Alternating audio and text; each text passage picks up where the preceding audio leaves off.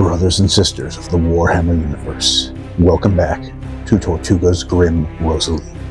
My name's Jeff, and today we're going to be talking about quick and easy Grimdark basing. Now, let's be honest, you spent all this time on making your miniature look amazing, look dark, gory, everything that you'd want in there, all the grim, lust, gore, blood that we want. And then you're not just going to chop it off and just put a quick base on top of that with one color. Nope. Not at all.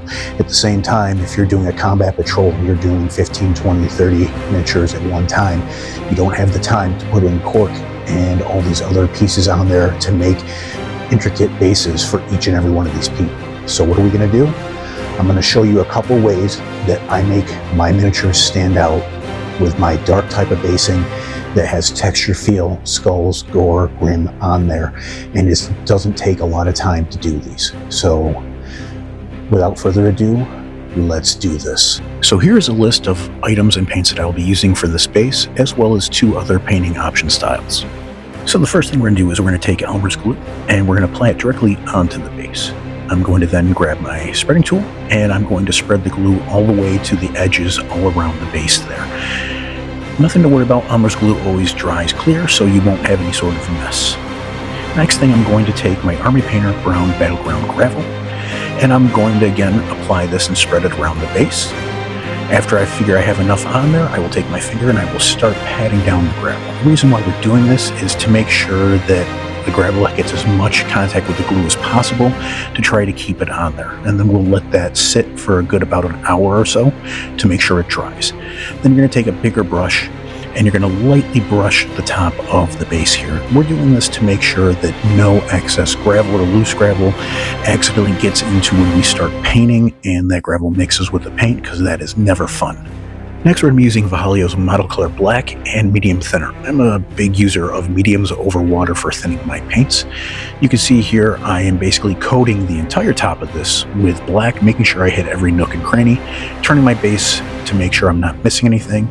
After I finish the base, I will be painting 2 layers around the side of rim of the base just to make sure that everything looks as nice as possible.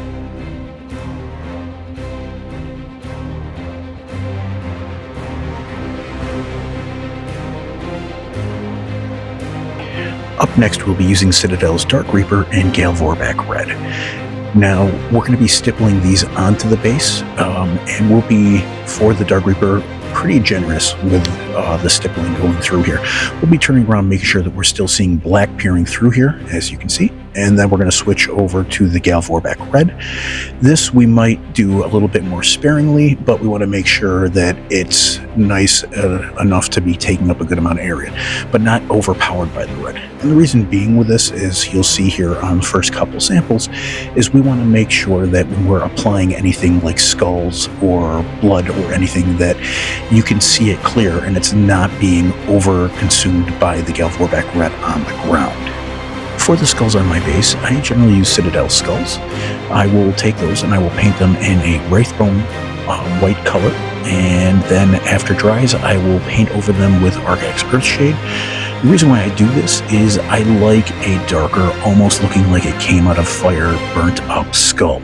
It's dirty, it's grimy by the way it looks, and it just looks really cool and dark. Plus, when you're putting on like the Blood for Blood God, it just picks up and looks really cool on top of that.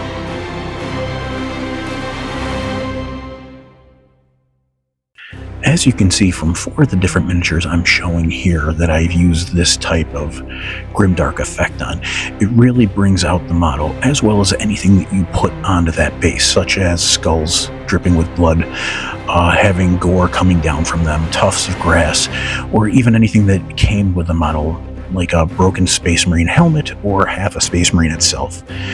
I feel that these type of quick, easy bases can really bring out the effects that you're looking for with your miniature, especially in the Grimdark style.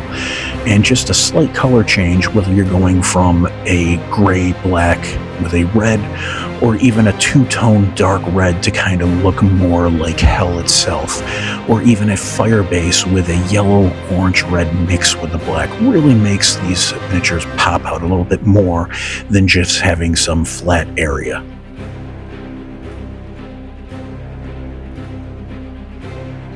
And that is how I do my quick and easy Grimdark bases. I hope you enjoyed it, and I hope maybe I showed you something new or gave you ideas for your future builds. Either way, thank you so much for watching this. And remember, like I always say, Grim for the Grim Rosaline.